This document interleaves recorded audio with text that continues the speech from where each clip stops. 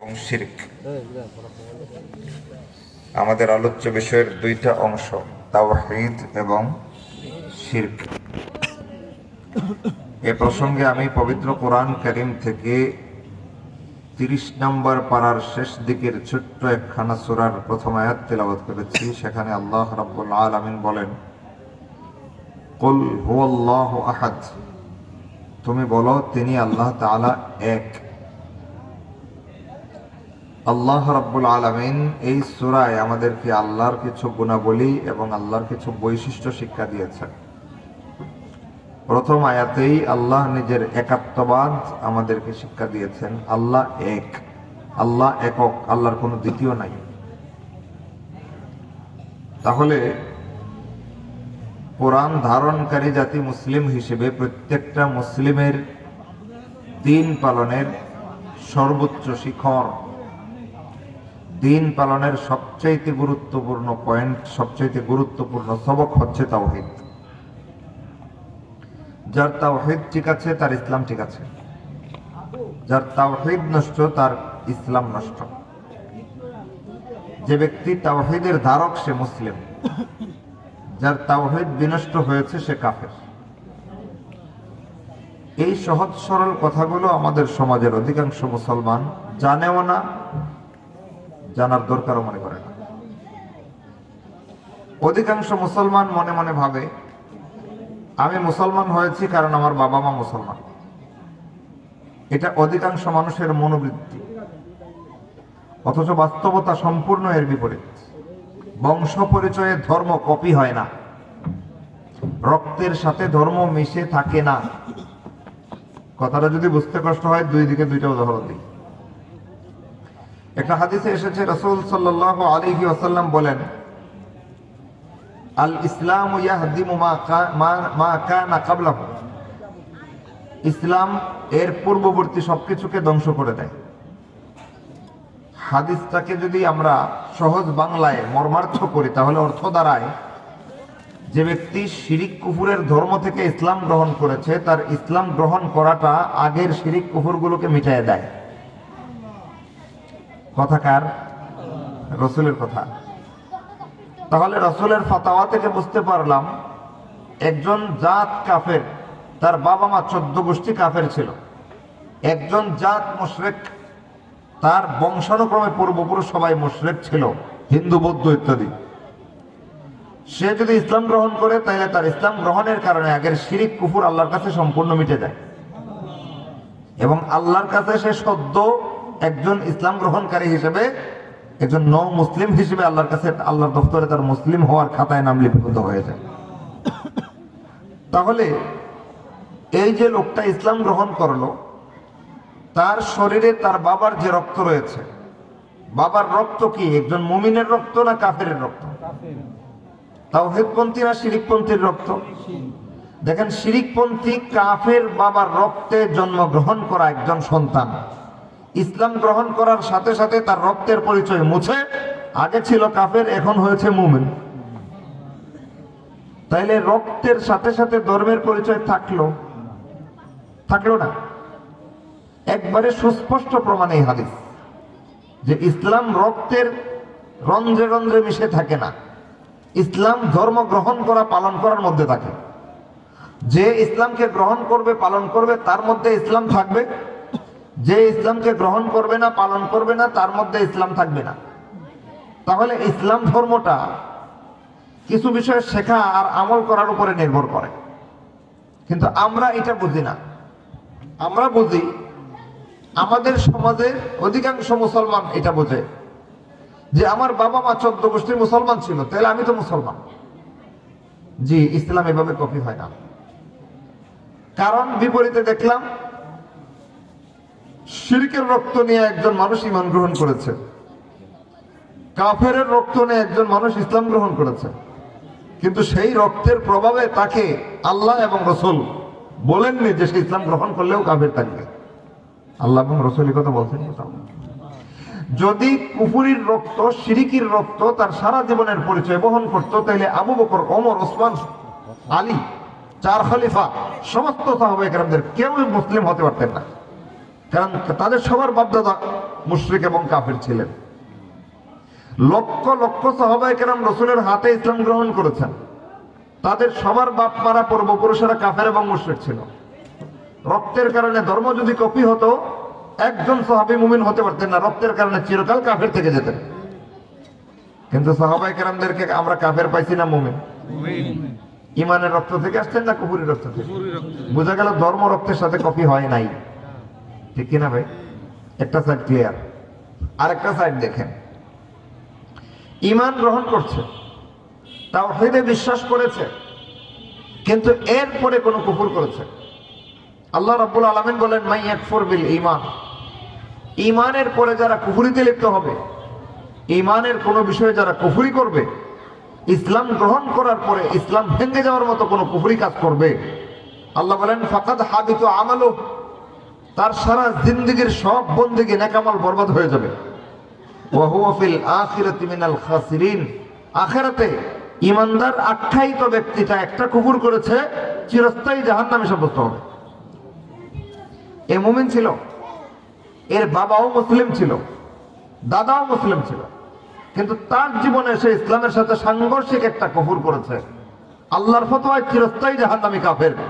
মুমিন বাপ মায়ের রক্তের প্রভাবের কারণে চিরকাল মুমিন থাকতে পারলো না। তাইলে বোঝা গেল ধর্ম কারো রক্তের সাথে মিশে থাকে না। আমরা মনে মনে ভাবি আমার বাপ দাদা মুসলমান, আমি শিরিক কুফর যাই করি না কেন আমি মুসলমান, মনে করি কি করি না?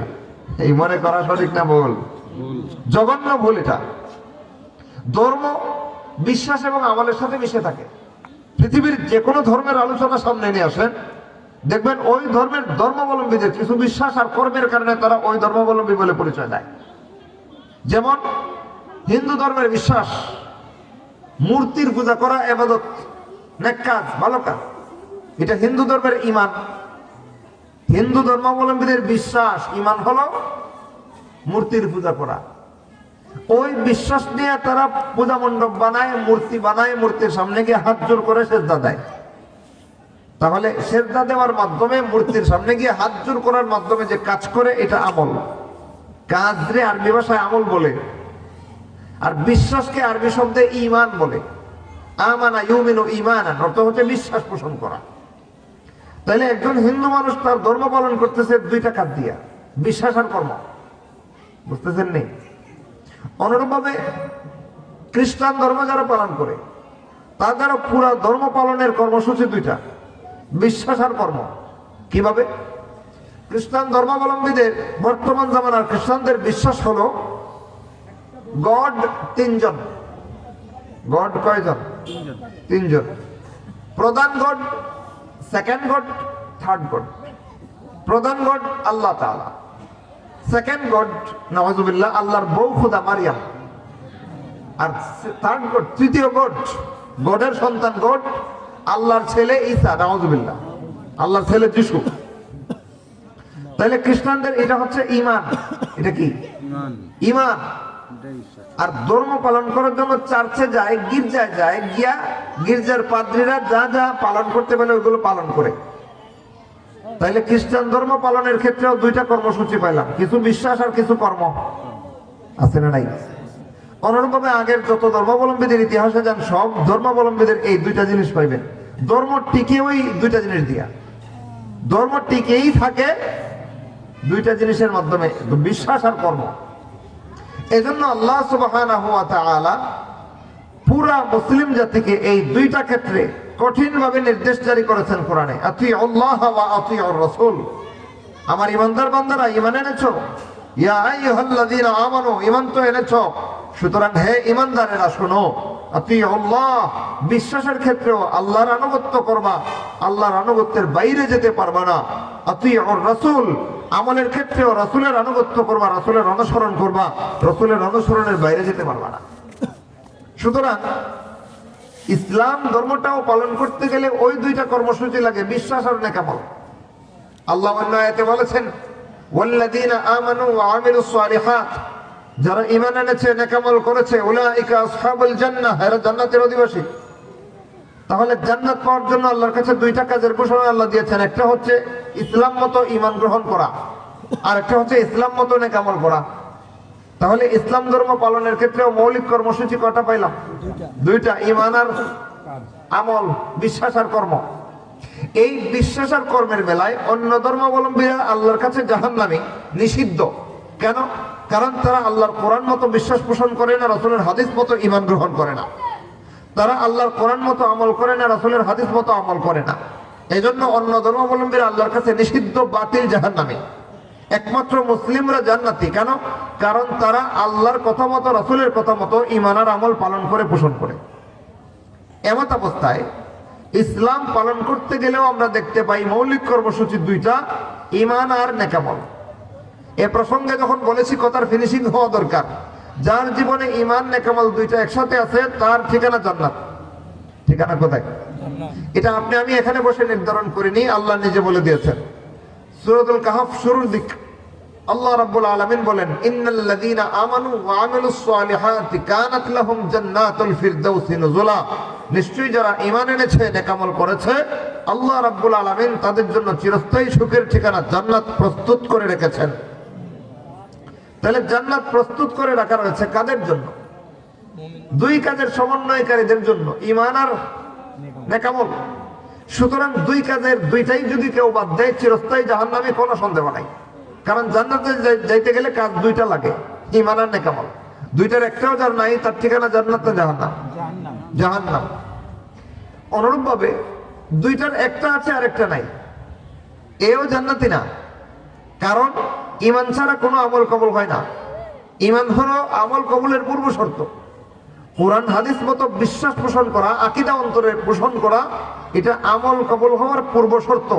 যার সবগুলো বিশ্বাসগত বিষয় কোরআন হাদিস মতো সাজানো রয়েছে, তার নেক আমল ছোট থেকে ছোট হলেও আল্লাহর কাছে কবুল। কিন্তু যার ঈমান, যার বিশ্বাস কোরআন হাদিস বহির্ভূত, যার বিশ্বাস, যার ঈমান কোরআন হাদিসের সাথে সাংঘর্ষিক, বিপরীত, তার সারা জিন্দেগীর একটা নেক আমল আল্লাহর কাছে কবুল না। তাইলে এই পয়েন্টে এসে জানা গেল, দুইটার একটা যদি থাকে আর একটা না থাকে, অর্থাৎ আমল আছে ঈমান নাই, তার ঠিকানাও কোথায়? জাহান্নাম। কারণ ওই আমল কবুল না যে আমলের সাথে ঈমান নাই। তাহলে ঈমান আমল কবুলের পূর্ব শর্ত, ওইটা বাদ দিয়ে নেক আমল করলে নেক আমল কবুল হয় না বাতিল হয়? বাতিল, এর ঠিকানাও জাহান্নাম। আরেক দল ঈমানের দাবিদার কিন্তু আমল নাই, আছে না নাই? যেমন ধরেন লাল সালু, খেতাশা, জটাশা, বদনাশা, ল্যাংটাশার দরবার থেকে যে ফতোয়াগুলো ডেলিভারি দেওয়া হয়, কিরকম? যেমন ধরেন নামাজ না পড়লে কি হয়েছে, আমার ঈমান ঠিক আছে বলে, কি বলে না একদল লোক? নামাজ পড়া লাগবে না, হালাল হারাম শিখা জানা লাগবে না, পর্দা পুশিদা পালন করা লাগবে না, এগানায় বেগানায় ফ্রি ভ্যাকসিন করলেও কোনো সমস্যা নাই, ও মারিবুদের লোক, ওর কোনো আমলের দরকার নাই, ঈমান ঠিক আছে দাবিদার। নামাজ না পড়লে ঈমান ঠিক থাকে? পরিষ্কার হাদিস, রাসূল বলেন, ফামান তারাকাহা ফাকাদ কাফার। যে ব্যক্তি স্বেচ্ছায় সজ্ঞানে ঠান্ডা মাথায় বিনা ওযরে সালাত ছাড়তে থাকে, সে কাফের হয়ে যায়। তাহলে সালাত আদায় করা একটা আমল, আর আল্লাহ এবং রাসূলের সাক্ষী দেওয়াটা ঈমান। যে ব্যক্তি সালাত স্বেচ্ছায় ছাড়তে থাকে, আল্লাহ এবং রাসূলের বিশ্বাস তার নষ্ট হয়ে যায়, কাফের হয়ে যায়। তার মানে পরিষ্কার অর্থ দাঁড়ালো, যার আমল ঠিক নাই তার ঈমানও বেশি দিন থাকে না, ঈমান নষ্ট হয়ে যায়। তাইলে বোঝা গেল ঈমান ছাড়া নেক আমল করলে নেক আমল কবুল হয় না, কারণ ঈমান নেক আমলের কবুলের পূর্ব শর্ত। আর আমল ছাড়া ঈমানের দাবি করলে ঈমান টিকে না, কারণ আমল ছাড়া ঈমান বেঁচে থাকতে পারে না, নষ্ট হয়ে যায়। এবার যার ঈমান আছে, আমল নাই, ঠিকানা জান্নাত না জাহান্নাম? জাহান্নাম। যার আমল আছে, ঈমান নাই, তার ঠিকানাও জাহান্নাম। জান্নাতে একমাত্র কারা যাবে? যার দুইটার সমন্বয় আছে, আগে ঈমান তারপরে আমল, দুইটার সমন্বয় একসাথে যার জীবনে আছে, তার ঠিকানা আল্লাহ রেডি করে রাখছেন জান্নাত। আমরা কোথায় যেতে চাই? জান্নাতে যাইতে চাই তো? তাইলে এবার মূল কথা শুরু করি। জান্নাতে যাইতে হলে সর্বপ্রথম আপনাকে ইসলামের দুই কর্মসূচির আওতাভুক্ত করতে হবে, ঈমান এবং নেক আমল। আজকে এই দুই কর্মসূচির দ্বিতীয়টা নিয়ে কোনো আলোচনা করার সুযোগ তো হবেই না। প্রথম কর্মসূচি যেটা ঈমান, এটা নিয়েও বিস্তারিত আলোচনার সুযোগ হবে না, কারণ ঈমানেরও সর্বপ্রথম কথা লা ইলাহা ইল্লাল্লাহ, এটা আজকের আলোচ্য বিষয়। এই লা ইলাহা ইল্লাল্লাহ, আল্লাহ ছাড়া কোনো ইলাহ নাই, এই কালেমার আল্লাহর কাছে এত দাম, এত গুরুত্ব, যে এই একটা বাক্যকে আল্লাহ নবী সাল্লাল্লাহু আলাইহি ওয়াসাল্লাম জান্নাতের চাবি আখ্যায়িত করেছেন। যার জীবনে লা ইলাহা ইল্লাল্লাহ নষ্ট হয়েছে, তার আর কোনো ঈমান আল্লাহর কাছে কবুল না। যার জীবনে তার তাওহীদ নষ্ট হয়েছে, হুয়াল্লাহু আহাদ, তিনি আল্লাহ এক, এইটুকু কথায় যে ব্যক্তি আল্লাহর সাথে কোথাও কাউকে শরীক করেছে, তার জীবনে আমল কবুল তো হবেই না, ইমানের কোনো কিছু আর গ্রাহ্য না। কথাটা বোঝানোর জন্য একটা উদাহরণ দিই। ইমান আসে কয় কথায় জানেন না? দিলে দুই কথায়, দুই সাক্ষীতে ইমান আসে। প্রথম সাক্ষী আশহাদু আল্লা ইলাহা ইল্লাল্লাহ, আমি সাক্ষী দিচ্ছি আল্লাহ ছাড়া কোনো ইলাহ নাই, ওয়াহদাহু লা শারীকা লাহ, তিনি একক, তার কোনো শরীক নাই, প্রথম সাক্ষী। দ্বিতীয় সাক্ষী ওয়া আশহাদু আন্না মুহাম্মাদান আবদুহু ওয়া রাসূলুহু, আর আমি সাক্ষী দিচ্ছি মুহাম্মদ সাল্লাল্লাহু আলাইহি ওয়াসাল্লাম আল্লাহর বান্দা, আল্লাহর রাসূল। এই দুই কথার সাক্ষী যার জীবনে একসাথে আছে সে মুমিন। সে কি? মুমিন। কিন্তু প্রথম কথা মানে দ্বিতীয়টা মানে না, এ মুমিন না, এ কাফের। যেমন আল্লাহকে একক লা শরীক বিশ্বাস করে, কিন্তু মুহাম্মদ সাল্লাল্লাহু আলাইহি ওয়াসাল্লামকে নবী মানে না, এ মুমিন হতে পারবে না? কাফের। নবী না মানলে কাফের তো হবে বটেই। রসুলকে শেষ নবী মানে না কাদিয়ানীরা, সেখানেই তারা কাফের। এই কাদিয়ানীরাও কিন্তু আল্লাহকে একক বিশ্বাস করে, আল্লাহর শরীক নাই বিশ্বাস করে, আল্লাহর সাথে শরীক করে না। তাহলে কাফের কেন? কারণ রসুলকে শেষ নবী মানে না। তাইলে এই দুই সাক্ষীর একত্রিত হওয়া ছাড়া মুমিনই হওয়া যায় না। এমত অবস্থায় কেউ যদি শুধু আল্লাহ বিশ্বাসী হয়, রাসূলে বিশ্বাসী না হয়, সে মুমিন না কাফের? বিপরীত দিকটা দেখেন, রাসূলে বিশ্বাসী কিন্তু আল্লাহর সাথে শরীকদার। বুঝতেছেন নি? রাসূলের এসকে দেয়া না, 12ই রবিউল আউয়াল আসলে ওর লাফালাফির যন্ত্রণায় সমাজে থাকা যায় না, এসকে রাসূল জাহির করতেছে, কিন্তু আল্লাহর সাথে রসুলের শরীক করে। এবার বলেন, রসুলের বড় ভালোবাসার সাথে, শ্রদ্ধার সাথে, বড় তৃপ্তির সাথে মানতেছে, ওইখানে ইমানের সমস্যা না, কিন্তু রসুলকে আল্লাহর সাথে শরীক করে দিছে। এবার কি হয়েছে? রসুল মানলো কিন্তু আল্লাহকে শরীক সাব্যস্ত করলো, ইমান থাকলো না মুশরিক? আল্লাহর সাথে রসুলকে শরীক করলে ও মুশরিক, আল্লাহর সাথে যে কাউকে শরীক করলে মুশরিক। যে সমস্ত ক্ষেত্রে আল্লাহ একক লা শরীক, ওই সমস্ত ক্ষেত্রে আল্লাহ রসুল আল্লাহর সাথে শরীক না। যেমন ইবাদত একমাত্র আল্লাহর করতে হবে, রসুলের ইবাদত করা যাবে না। এবার কেউ যদি আল্লাহর ইবাদত করার জন্য আল্লাহকে সাজদা দেয়, আর রসুলের ইবাদত করার জন্য রসুলের কবরে গিয়ে রসুলের সামনে লেগে সাজদা দেয়, ইমান থাকবে না, শিরক হবে। ইবাদত কার পাও না? ওখানে রসুলের অংশীদার বানাইলে তাওহীদ না শিরক? তাইলে বোঝা গেল রাসূলের প্রতি বিশ্বাসী কিন্তু আল্লাহর সাথে শরীকদার সাব্যস্ত করেছে, সেও মুমিন না, মুশরিক। আল্লাহ মানছে কিন্তু রাসূলের শেষ নবুয়ত মানে না, সেও মুমিন না, সে কাফের, যেমন কাদিয়ানী। তাইলে মুমিন হওয়ার জন্য দুইটার একটা বাদ দিলে মুমিন হওয়া যাবে? হওয়া যাবে না। এমত অবস্থায় দেখেন, আপনি দুই সাক্ষীতে ইমানদার হয়েছেন, সেই ইমানটাও আল্লাহর কাছে ঠিকভাবে কবুল হবে না যদি তাওহীদ ঠিক না থাকে। অর্থাৎ রাসূলকে আপনি রাসূলের জায়গায় বহাল তবিয়তে, ইজ্জতের সাথে, সম্মানের সাথে, তৃপ্তির সাথে মেনে নিছেন, কিন্তু আল্লাহর সাথে শরীকদার সাব্যস্ত করার কারণে মুশরিক হয়ে বসে আছেন, আপনার রাসূলের ইশকের কারণে জান্নাতের ঘ্রাণটুকু পাইবেন না, কারণ আসল জিনিস নষ্ট। তাইলে বোঝা গেল জান্নাতে যাইতে হলে প্রথম কথা ঈমান আর নেক আমলের সমন্বয় লাগবে, শুধু ঈমান বা শুধু আমল দিয়ে জান্নাতে যাওয়া যায় না। দ্বিতীয় কথা হলো, আমল আল্লাহর কাছে কবুল করাইতে হলে যে ঈমানটা শর্ত, সেই ঈমানের দুই কথার প্রথম কথা লা ইলাহা ইল্লাল্লাহ, দ্বিতীয় কথা মুহাম্মাদুর রাসূলুল্লাহ। এই মুহাম্মাদুর রাসূলুল্লাহর উপরে ঈমান ঠিক আছে, কিন্তু এর আগেরটা লা ইলাহা ইল্লাল্লাহ, ওইটাতে যদি ভেজাল ঢোকে তাইলে মুহাম্মাদুর রাসূলুল্লাহকে নবী মানলেও জান্নাতে যাওয়া যাবে না। বোঝা গেল তাওহীদ ঠিক না থাকলে তার ঈমানের কোনো দাম আছে? যার আল্লাহর সাথে শরীকদার সাব্যস্ত করার মতো কোনো কর্মকাণ্ড যার জীবনে ঘটেছে, সে রসুলকে রসুলের জায়গায় বহাল তবিয়তে মানলেও তার ঈমান আছে? নাই। তাহলে ঈমানও নির্ভর করে তাওহীদের উপরে। কিসের উপরে? তাওহীদের উপরে। আগে আল্লাহ মানলে তারপরে রসুল মানেন কিনা দেখার সুযোগ, কিন্তু আগে আল্লাহ মানেন না, অথবা আল্লাহরে মানতেন শরীকদার সাব্যস্ত করার পরে, এই অবস্থায় রসুলকে মানলেও জাহান্নামী, না মানলেও জাহান্নামী। তাইলে বোঝা গেল রসুলকে মানলে জান্নাত পাইতে হলে এর আগে আল্লাহকে একক মানতে হবে, এর আগে আল্লাহকে একক মানতে হবে। এতক্ষণের কথার সার কথা কি দাঁড়ালো? গোটা ইসলাম, গোটা ঈমান, গোটা আমল, সবকিছুর ভিত্তি হয়েছে তাওহীদ। তাওহীদ ঠিক, আপনার ঈমান ঠিক। তাওহীদ নষ্ট, ঈমান বরবাদ। তাওহীদ ঠিক, আপনার আমল কবুল। তাওহীদ নষ্ট, আপনার আমল বরবাদ। তাহলে ফুল ইসলাম ধর্মের যা কিছু রয়েছে সবগুলোর রাস, সবগুলোর মাথা, সবগুলোর প্রাণ শক্তি হয়েছে তাওহীদ, আল্লাহর একাত্মবাদ। যদি কারো বিশ্বাসে কর্মে কোন জায়গায় আল্লাহর একাত্মবাদ নষ্ট হয়েছে, তার রসুলকে মানাটাও কবল না, তার সারা জিন্দেগি নামাজ রোজা হজ যাকাত কোনো নেকামল কবল না, কারণ আল্লাহর সাথে শরীকদের সাব্যস্ত করে দিয়েছে। এজন্যই লোকমান আলাইহিস সালাম আদরের ছেলেকে শিক্ষা দিয়েছিলেন, ইয়া বুনাই, হে আমার আদরের পুত্র, লা তুশরিক বিল্লাহ, সাবধান, আল্লাহর সাথে কাউকে শরীকদের সাব্যস্ত করবা না। ইন্নাশ শিরকা লাযুলমুন আযীম, নিশ্চয়ই শিরিক একটা মহা অন্যায়। এখানে লোকমান আলাইহিস সালাম মহা অন্যায় শিক্ষা দিয়েছেন ছেলেকে শিরিকের ব্যাপারে। এই মহা অন্যায়ের ব্যাখ্যা দিয়েছেন স্বয়ং আল্লাহ রাব্বুল আলামিন নিজে।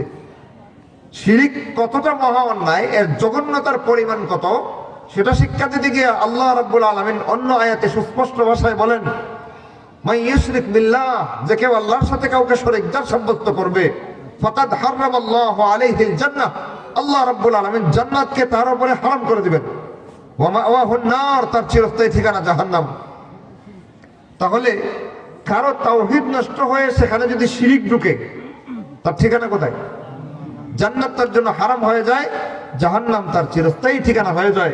এমত অবস্থায় তাওহীদ হচ্ছে দিন পালনের সর্বোচ্চ শিখর, তাওহীদ হচ্ছে ইসলামের মাথা, তাওহীদ হচ্ছে পুরা জীবন ব্যবস্থায় ইসলামের রূহ বা জান প্রাণ শক্তি।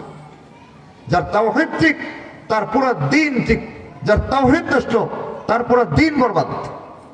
দুঃখজনক সত্য কথা, আমাদের সমাজের মুসলমানের আমল কতটুকু ঠিক আছে বা নাই, কোরআন হাদিসের পর্যালোচনা সামনে আসলে আপনারা হতভম্ব হয়ে যাবেন। সেদিকে যাবেন, আলোচ্য বিষয় নয়।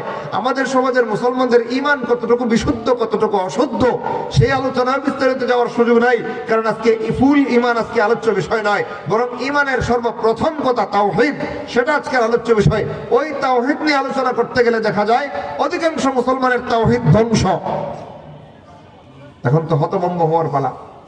তাওহীদ কিভাবে ধ্বংস হলো?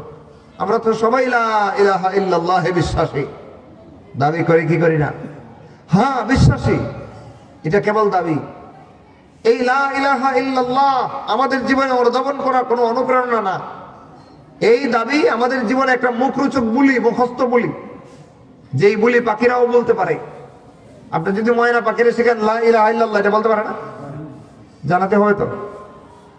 ময়না পাখিরে যদি শিখান লা ইলাহা ইল্লাল্লাহ মুহাম্মাদুর রাসূলুল্লাহ, জানাতে যাবে কেন? কারণ এই কালিমার দাবি পালন করার কোনো শক্তি রাখে না, শক্তি রাখে মানুষ। তাইলে মুখস্থ করলে যদি জান্নাতে যাওয়া যেত, ময়না পাখিও আমাদের সাথে লা ইলাহা ইল্লাল্লাহ পড়ে জান্নাতে চলে যেত। কিন্তু এই কালেমা মুখস্থ পড়ার নাম ঈমান না, এই কালেমা সারা জীবন বাস্তবায়ন করার নাম ঈমান। এই বিষয়টা বোঝানোর জন্য রাসূলুল্লাহ সাল্লাল্লাহু আলাইহি ওয়াসাল্লাম হাদিস পেশ করেছেন আমাদের সামনে। সেই হাদিস ওয়ারেদ হওয়ার সময়ের যে ঘটনা, সেই ঘটনা সারা পৃথিবীর সব মুসলমানকে শিক্ষা দেয় যে তাওহীদের কালেমা লা ইলাহা ইল্লাল্লাহ শুধু মুখস্থ জিকির মারার কালেমা না, তাওহীদের কালেমা লা ইলাহা ইল্লাল্লাহ শুধু মুখস্থ করার কালেমা না, এই কালেমা সারা জীবন ফিট করার বিশ্বাস। দুঃখজনক সত্য কথা, আমাদের মুসলিম জীবনে তাকাইলে কালেমাকে বিশ্বাস হিসেবে সারা জীবনে বাস্তবায়িত পাওয়া যায় না, কালেমাটাকে শুধু মুখস্থ টিয়া পাখির বুলি পাওয়া যায়। বলবেন কিভাবে? তাইলে আসেন আগে হাদিসটা বুঝে নেই। তাওহীদের কালেমা লা ইলাহা ইল্লাল্লাহ মুখস্থ করার বিষয় নাকি সারা জীবনে বাস্তবায়ন করার বিষয়, এটা বোঝার জন্য এর চেয়ে জাদুল্যমান কোন হাদিসে আমি পাইনি। হাদিসে এসেছে রাসূলুল্লাহ সাল্লাল্লাহু আলাইহি ওয়াসাল্লাম সাহাবায়ে কেরামদেরকে সাথে নিয়ে দ্বীনি আলোচনায় ব্যস্ত ছিলেন। হঠাৎ করে উঠে চুপচাপ মজলিস থেকে চলে গেছেন একদিকে বের হয়ে। তো সাহাবায়ে কেরাম বুঝতেছিলেন রাসূল এভাবে যখন যান তখন হয়তো কাজায়ে হাজতের জন্য যান, প্রস্রাব পায়খানা ইত্যাদি। তারা অপেক্ষা করতেছেন 5 মিনিট, 10 মিনিট, 15 মিনিট, 20 মিনিট, আধা ঘন্টা, না রাসূল তো আসছেন না। এবার সাহাবায়ে কেরামদের ভিতরে পেরেশানি ঢুকে গেল যে রাসূল গেলেন কোথায়। নবুয়তের দায়িত্ব শেষ হওয়ার আগে কাফেররা মারতে পারবে না, এটা সাহাবায়ে কেরাম বিশ্বাস করতেন, কিন্তু ক্ষতি করতে পারে, মারধর করতে পারে, গায়ে হাত তুলতে পারে, কোনো অনিষ্ট করতে পারে। কোথায় গেলেন রাসূল? সাহাবায়ে কেরাম খোঁজাখুঁজিতে বের হয়ে গেলেন। খুঁজতে বের হওয়ার পরে সর্বপ্রথম রাসূলকে এক ব্যক্তির বাগানের ভিতরে পেয়েছেন, আবু হুরায়রা রাদিয়াল্লাহু তাআলা। পাওয়ার পরে জিজ্ঞেস করলেন, ইয়া রাসূলুল্লাহ, আপনাকে এখানে পাই আমি খুব আনন্দিত হয়েছি, সব আপনার সঙ্গী সাথী সবাই পেরেশান হয়ে গেছে। রাসূল বলেন, যাও সবাইকে সুসংবাদ দাও, মান ক্বালা লা ইলাহা ইল্লাল্লাহ দাখালাল জান্নাহ। যে ব্যক্তি এই কথার সাক্ষী দিবে যে আল্লাহ ছাড়া কোনো ইলাহ নাই, সে জান্নাতে ঠিকানা বানিয়ে ফেলেছে। কত সহজ না? এই সহজ কালেমার সুসংবাদ শুনে আবু হুরায়রা রাদিয়াল্লাহু তাআলা আনহু আনন্দে আত্মহারা। রাসূল কি বলছেন আমি বুঝি নাই। রাসূল বললেন, যাও সুসংবাদ দাও, গিয়ে বলো যে যে ব্যক্তি লা ইলাহা ইল্লাল্লাহ এই কথার সাক্ষী দিবে সে জান্নাতে ঠিকানা বানিয়ে ফেলেছে। আবু হুরায়রা খুশিতে বাগ দিছেন দৌড়। বাগানের কিনারে বের হবেন, ওইখানে যায় মনে পড়ছে আরে এত বড় সুসংবাদ প্রচার করব, মানুষ বিশ্বাস করবে তো। দৌড়ায় আসতে না পারি, ইয়া রাসূলুল্লাহ এত মোটা সুসংবাদ যে দিব সাথী সঙ্গীরা বিশ্বাস করবে না তো। রাসূল বলেন, এই দেখো আমার জুতা নিয়ে যাও। বলবো যে বিশ্বাস না করলে এই দেখো রাসূলের জুতা, রাসূল আমারে পাইছেন, আমি রাসূলের পাইছি, পাওয়ার পরে রাসূলের সুসংবাদ প্রচার করার জন্য আমার দায়িত্ব, জেনে দেখো রাসূলের জুতা আমার কাছে। শুনে আবু হুরায়রা তো মহা খুশি, জুতা দুইটা বগলে নিয়ে দিয়েছেন দৌড়। প্রথম সাক্ষাৎ ওমর ইবনুল খাত্তাব রাদিয়াল্লাহু তাআলা আনহুর সাথে। এমন এক ব্যক্তি যার পরামর্শ দূরদর্শিতা আল্লাহর কাছে এত পছন্দনীয় যে ওনার পরামর্শের অনুকূলে কোরআনে কয়েকটা জায়গায় ওহী নাযিল হয়েছে। কেমন দূরদর্শী ব্যক্তি চিন্তা করেন, যার বুঝ বিবেচনা দূরদর্শিতার সাথে আল্লাহ রাব্বুল আলামিনের ওহী মিলে। এমন ব্যক্তি ওমর পাইছেন। ওমরকে ওমর বললেন, কি আবু হুরায়রা বড় খুশি বাগ, আমরা রাসূলকে খুঁজে পেরেশান আর তুমি বড় ফুর্তিতে দৌড়াদৌড়ি করতেছো, ঘটনা কি? বললেন, ওমর আমি রাসূলকে পেয়ে গেছি তো। আরে কোথায়? অমুকের বাগানে। তো যাচ্ছ কোথায়? চলো। না, আমি একটা সুসংবাদ দিতে হবে তোমার, সবার আগে দিই। মান ক্বালা লা ইলাহা ইল্লাল্লাহ দাখালাল জান্নাহ। যে ব্যক্তি এই কথার সাক্ষী দিবে যে আল্লাহ ছাড়া কোনো ইলাহ নাই, সে জান্নাতে ঠিকানা বানিয়ে ফেলেছে। এই কথা শুনে ওমর ইবনুল খাত্তাব তো হতভম্ব, যে বলে কি, এই সুসংবাদ যদি এখন প্রচার করে তাহলে নও মুসলিমরা কি করবে? কিছু বুঝবে না তো, কোরআন হাদিস কিচ্ছু পড়বে না। আর এই বুঝবে যে আমি তো লা ইলাহা ইল্লাল্লাহ পয়রা জান্নাতে ঠিকানা বানাই ফেলছি, আমার হালাল হারামের দরকার কি? আমার নামাজ রোজার দরকারটা কি? যেই ফতোয়াবাজি গুলো লাল সালো খেতা সাজ বদনা সাজ ওটা সাজ ল্যাংটা সাজ দরবার থেকে করা হয়।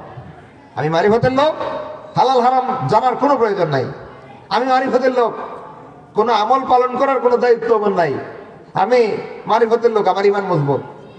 কিছু লোক আছে না নাই? এইভাবে যদি ইমান হইতো আবু হুরায়রাকে ওমর বাধা দিতেন না।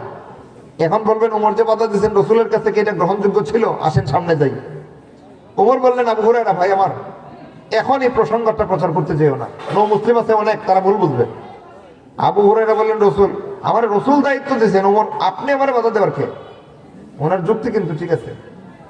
এবার ওমর চিন্তা করলেন, সর্বনাশ খাইছে রে, তার যুক্তি তো আমি খণ্ডাইতে পারবো না। রাসূল বলতেন আমি বাধা দেওয়ার কে, কথা তো ঠিকই, কিন্তু বাধা তো দিতে হবে। আবু হুরায়রা তো আবেগে আছেন, বুঝতে পারতেছেন না। ওমর বললেন, তুমি আমার কথা মানবা না? বলে না, আপনি যান রাসূলের কাছে, আমি আগে সুসংবাদ প্রচার করে লই। উনি দেখছেন কথা মানানো যাবে না, আস্তে করে ধাক্কা দিচ্ছেন। ধাক্কা দেওয়ার পরে আবু হুরায়রা রাদিয়াল্লাহু তাআলা আনহু রাগ করেছেন একটু, যে আমাকে রাসূল দায়িত্ব দিয়েছেন সংবাদ প্রচার করার, ওমর আপনি আমাকে আটকাচ্ছেন, আবার ধাক্কা মেরে ফেলে দিলেন। ওমর বললেন, হ্যাঁ ফেলে দিছি, তো কি করবা? আবু হুরায়রা বললেন, রাসূলের কাছে আগে বিচার দিব। বললেন, খুব ভালো কথা, চলো দুই ভাই একসাথে যাই, আগে বিচার দিবা তারপরে অন্য কথা। এবার দুজনে গেছেন রাসূলের কাছে, গিয়ে আবু হুরায়রা সবার আগে নালিশ, রাসূল আমি আপনার দেওয়া দায়িত্ব পালন করতে গেছি, ওমর আবার আটকায়, আবার ধাক্কা মেরে ফেলাও দিছে। রাসূল তো আর গায়েব জানেন না, না জানেন? হাদিস খেয়াল করেন, যে হাদিস কিন্তু হাদিসে আলোচিত বিশুদ্ধ সনদে বর্ণিত ঘটনা। রাসূল যদি গায়েব জানতেন তাইলে ওমরকে জিজ্ঞেস করতেন, ওমর কেন বাধা দিছ? সব তো জেনেই ফেলছেন। কিন্তু রাসূল গায়েব জানতেন না বলেই ওমরকে জিজ্ঞেস করলেন, কি ওমর তুমি বাধা দিছো? রাসূল নিজেই বিশ্বাস করতে পারতেছেন না, কারণ রাসূল দায়িত্ব দিয়েছেন। ওমর বলতেছেন, ইয়া রাসূলুল্লাহ আমি বেয়াদবির জন্য ক্ষমা চাই, বাধা যে দিছি আমার কাছে একটা বিষয় একটু খটকা লাগছে, এর লেগে আমি বাধা দিই না। আমি কইছি যে আবু হুরায়রা আগে রাসূলের সাথে বিষয়টা আবার পরামর্শ করে তারপরে তুমি প্রচার করো। রাসূল বললেন, ঠিক আছে ভালো কথা, তো কি পরামর্শ বলো? ওমর রাদিয়াল্লাহু তাআলা তখন যা বলেছিলেন এটা আজকের আলোচনার মূল শিক্ষা আমাদের। ওমর বলেছিলেন, ইয়া রাসূলুল্লাহ আমরা যারা মক্কার জীবনে আপনার হাত ধরে ইসলাম গ্রহণ করেছি, ঈমান এনেছি আপনার উপরে আর আল্লাহর উপরে, আমরা জানি যে শুধু লা ইলাহা ইল্লাল্লাহ জিকির মারলেই জান্নাত ওয়াজিব হয় না, শুধু লা ইলাহা ইল্লাল্লাহ মুখস্থ করে ফেললেই জান্নাত হয় না। আমরা বুঝি লা ইলাহা ইল্লাল্লাহ সাক্ষী দেওয়ার পরে এই কালেমা বুঝে শুনে কালেমার দাবি দেওয়া যা আছে সারা জীবন এইগুলো আমলে বাস্তবায়ন করতে হয়, তারপরে জান্নাতের ঠিকানা হয়। আমরা এটা বুঝি। কিন্তু রাসূল আজকে এসে হাজার হাজার মানুষ নও মুসলিম ইসলাম গ্রহণ করেছে, না ইসলামের ইমান ইমান ইমান আকীদা কিছু বুঝে, না ইসলামের হালাল হারাম শিখেছে, না কোরআন হাদিস সম্পর্কে বিস্তারিত কোনো জ্ঞান অর্জন করেছে, শুধুমাত্র লা ইলাহা ইল্লাল্লাহ মুহাম্মাদুর রাসূলুল্লাহ এতটুকু সাক্ষী দিয়ে সে ইসলাম গ্রহণ করছে মাত্র। এখন যদি তার কানে এই সুসংবাদ যায় যে লা ইলাহা ইল্লাল্লাহ সাক্ষী দিলেই জান্নাত ওয়াজিব হয়ে যায়, ও হালাল হারামের কোনো বাদ বিচার করবে না, কোরআন হাদিস জানার কোনো দায়িত্ব মনে করবে না, কোনো আমল পালন করার কোনো গুরুত্ব দিবে না, এই লা ইলাহা ইল্লাল্লাহ মুখস্থ জিকির মেরে জান্নাতের স্বপ্ন দেখবো। বুঝতেছেন না কথা? সাথে সাথে রাসূল সাল্লাল্লাহু আলাইহি ওয়াসাল্লাম যদি ওমরকে বলতেন, এই ওমর তুমি আমার থেকে বেশি বুঝো, প্রচার করতে দাও, তাইলে কিন্তু এটা গ্রান্টেড হয়ে যেত যে লা ইলাহা ইল্লাল্লাহ বোঝা লাগবে না, মুখস্থ করলেই চলবে, গ্রান্টেড হয়ে যেত। কিন্তু না, সাথে সাথে রাসূল বলতেছেন, ওমর অত্যন্ত চমৎকার পরামর্শ দিয়েছো, বিষয়টা আমার জেহেনে ছিল না, আল্লাহর পক্ষ থেকে আমার কাছে এই সুসংবাদ এসেছে, আমি আবু হুরায়রাকে কাছে পেয়েছি, দায়িত্ব দিয়ে দিয়েছি, কিন্তু এখন তুমি যা বলেছো ওই প্রেক্ষাপট অনুযায়ী এই সুসংবাদ এখন প্রচার করা যায় না, এটা মুখ্যম সময়ে প্রচার করতে হবে, এখন করলে নও মুসলিমের বিভ্রান্তিতে পড়বে। আবু হুরায়রাকে বললেন, আবু হুরায়রা ওমরকে বলছো ভালো করেছো, কোনো সমস্যা নাই, কিন্তু আর কোথাও এখন এটা বলতে দিও না। মুহাদ্দিসিনে কেরাম বলেন, এই নিষেধাজ্ঞা রাসূল জারি করার পরে আবু হুরায়রা এই সুসংবাদ প্রচার করা থেকে মুখ এমন ভাবে বন্ধ করছেন, যতদিন পর্যন্ত রাসূল জীবদ্দশায় ছিলেন ততদিন পর্যন্ত এই হাদিস তিনি বর্ণনা করেন নাই। আল্লাহু আকবার। এরপরে মুসলমানরা যখন বলিষ্ঠ মক্কাটির উপরে সবাই একাট্টা হয়ে ঐক্যবদ্ধভাবে আবু বকর সিদ্দিক রাদিয়াল্লাহু তাআলা আনহুর খেলাফতকালে বায়াত দিয়েছে, তখন মুসলমান বুঝে ফেলছে লা ইলাহা ইল্লাল্লাহ মুখস্থ করলেই জান্নাত হয় না, এই কালেমা বুঝতে হয়, কালেমার দাবি দেওয়া জীবনে ফিট করতে হয়। তখন আবু হুরায়রা এই হাদিস প্রচার করেছেন। কি বোঝা গেল? এতক্ষণের হাদিসের আলোচনার ঘটনার দ্বারা কি শিক্ষা পেলাম? লা ইলাহা ইল্লাল্লাহ মুখরোচক একটা মুখস্থ বলি যার দ্বারা জান্নাত পাওয়া যায়, না বোঝা লাগে? আমরা কি বুঝি? আমরা কি বুঝি? এবার আসেন বাস্তবতায় যাই। যদিও আমার সময় নাই, আমি বহু দূরের মানুষ, কথা ছিল 9:30 থেকে 10:30 বয়ান করবো, 10:30 বয়ান থেকে নেমে সোজা গাড়িতে উঠবো, কারণ আগে আসে খাওয়া দাওয়া করে ফেলছি। অনেক দূরের মানুষ ভাই, ফিরতে ফিরতে ফজর হয়ে যাবে, কিন্তু আপনাদের ইন্তজামে একটু ত্রুটি হয়েছে, আমাকে উঠাইছেন আধা ঘন্টা লেট করে, কি করবো? এখন আলোচনা তো শেষ না করলে আবার আপনারা অতিরিক্ত থাকবেন, মনে মনে কষ্ট পাবেন, তাই না ভাই? এই জন্য আরো 20 মিনিট 11টায় আলোচনা শেষ করে দেবো ইনশাআল্লাহ, মনোযোগ দিয়ে শোনেন। তো এই হাদিসের বর্ণিত ঘটনা থেকে শিখলাম যে লা ইলাহা ইল্লাল্লাহ তাওহীদের এই কালেমা শুধু মুখস্থ করলেই জান্নাত হয় না, জান্নাত পাইতে হলে এই কালেমা বুঝতে হয়, নিজের জীবনে ধারণ করতে হয়। দুঃখজনক সত্য কথা হলো আমাদের সমাজের অধিকাংশ মুসলমানের আমল কি ঠিক আছে কি ঠিক নাই সেই আলোচনা ভাইয়াত বহু দূরে, ইমান কতটুকু আছে কতটুকু নাই ওই আলোচনায় যাওয়ার সময় নাই। ইমানের মূল কথা তাওহীদ, এটা পর্যন্ত কতটুকু বাস্তবায়িত আছে সামনের আলোচনায় আপনারা হতভম্ব হয়ে যাবেন। অধিকাংশ মুসলমান তাওহীদ গ্রহণ করার পরেও মুশরিক, অধিকাংশ মুসলমান তাওহীদ গ্রহণ করার পরেও মুশরিক। এক আল্লাহ সাক্ষী দেওয়া লা ইলাহা ইল্লাল্লাহ বারবার জপমালা করার পরেও সে শিরকে লিপ্ত, যে শিরক এই তাওহীদকে ধ্বংস করে দেয়। অধিকাংশ মুসলমান ঈমান আনার পরেও কাফের, কারণ আল্লাহ রাসূলে বিশ্বাস করার দ্বারা মুমিন হয়েছিল, কিন্তু বাহ্যিক আমলে কার্যকর্মে আকীদায় বিশ্বাসে মানহাজে এমন কিছু করে বসে আছে যেই কাজগুলো ঈমানের সাথে যায় না, সাংঘর্ষিক পর্যায়ে রয়েছে। অধিকাংশ মুসলমান ঈমান আনার পরে কাফের, অধিকাংশ তাওহীদপন্থী, তাওহীদে বিশ্বাসী তাওহীদপন্থী মুসলমান ঈমানদার, তাওহীদের পরে মুশরিক। বলবেন হুজুর এত বড় আশ্চর্য কথা কিভাবে বললেন আপনি? আমরা সবাই তাওহীদ বিশ্বাস করি, আমরা সবাই ঈমানদার। আসেন ঈমান কতটুকু আছে, তাওহীদ কতটুকু ঠিক আছে একটু বুঝে নিন। ঈমান ঠিক থাকার জন্য মৌলিক 2টা শর্ত আছে। 1 নম্বর শর্ত হলো আল্লাহ এবং রাসূলের বিশ্বাসে কোনো রকমের ত্রুটি থাকতে পারবে না। আল্লাহ লা শরীক, রাসূল শ্রেষ্ঠ নবী, এই 2 খানা সাক্ষীতে কোনো রকমের হেরফের হতে পারবে না। ঈমান ঠিক থাকার জন্য প্রথম শর্ত। দ্বিতীয় শর্ত, ঈমান আনার পরে কোন জায়গায় ঈমান বিধ্বংসের কোনো কার্যকলাপ জীবনে ঢুকতে পারবে না। যদি একটা পয়েন্টে ঈমান ধ্বংসের কোনো কার্যকলাপ ঢুকেছে, সাথে সাথে ঈমান ধ্বংস হয়ে কাফের হয়ে যাবে। ঈমান ঠিক থাকার জন্য এটা 2 নম্বর শর্ত, ঈমান ভঙ্গের কিছু সংগঠিত না হওয়া। কিন্তু আমাদের জীবনে অধিকাংশ মুসলমান ঈমানদার দাবি করার পরে তার জীবনে বহু সংখ্যক কার্যকলাপ রয়েছে যা ঈমানকে ভেঙে দেয়। কতটুকু আছে বা নাই আমি এখন আপনাদেরকে জিজ্ঞেস করব না, আগে শুনে নেন তারপরে সাক্ষী দিবেন। আমরা আল্লাহ বিশ্বাসী, রাসূলে বিশ্বাসী, এর দ্বারা আমরা মুমিন, এতটুকু মানলাম তো। এবার আসেন ইমান কেমনে ধ্বংস হয় দেখি। ইমান ধ্বংস হওয়ার মৌলিক ব্যাধি দুইটা, মূল কারণ দুইটা। আশশিরকু বিল্লাহ, আল্লাহর সাথে কাউকে শরীক যার সাব্যস্ত করা, যেই শিরিকের দ্বারা তাওহীদ ভাঙে, ওই শিরিকের দ্বারা ইমানও ভাঙে। দুই নম্বর ইমান ভঙ্গের মূল কারণ আল কুফরু বিদ্দীন, দ্বীনের কোনো বিষয়ের বিরুদ্ধে চরণ করা, প্রতিপক্ষ হয়ে যাওয়া। এর দ্বারা ইমান নষ্ট হয়ে যায়, ভেঙে যায়। এবার দেখেন, আমাদের সমাজের অধিকাংশ মুসলমান এই দুই সাক্ষীতে বিশ্বাসী ইমানদার দাবি করে। কি করে? দাবি করে। তাহলে এই দুই সাক্ষীতে বিশ্বাসী দাবি করার দ্বারা সে মুসলিম সাব্যস্ত হওয়ার চেষ্টা করেছে, কিন্তু এরপরে জীবনের কোনো না কোনো জায়গায় আল্লাহর সাথে শিরিক কিংবা ইসলামের সাথে কুফরি থাকার কারণে সে মুশরিক বা কাফের হয়ে বসে আছে, তার খবর নাই। কিভাবে? আসেন জ্বলন্ত একটা উদাহরণ দেখি। আগে বুঝতে হবে শিরিক কাকে বলে। শিরিকের পারিভাষিক সংজ্ঞা হলো আল্লাহর সাথে কাউকে শরীক করা। শিরিক কাকে বলে? আল্লাহর সাথে কাউকে শরীক করা। যে আল্লাহর সাথে কাউকে শরীক করবে তার নাম মুশরিক, তার নাম মুশরিক। কুফর কাকে বলে? যে কুফর ঈমান নষ্ট করে দেয়। দুই নম্বরে, কুফর শব্দের অর্থ হচ্ছে অস্বীকার। কুফর শব্দের অর্থ ইসলামের পরিভাষায় দ্বীনের কোনো কিছুকে অস্বীকার করাটা কুফর। দ্বীনের কোনো কিছু অস্বীকার করলে, দ্বীনের কোনো বিষয়কে তাচ্ছিল্য করলে, দ্বীনের কোনো বিষয়কে অবজ্ঞা করলে, দ্বীনের কোনো বিষয়কে প্রত্যাখ্যান করলে, দ্বীনের কোনো বিষয়ের বিরুদ্ধে অ্যান্টি হয়ে দাঁড়ালে কুফর, এটার নাম কুফর।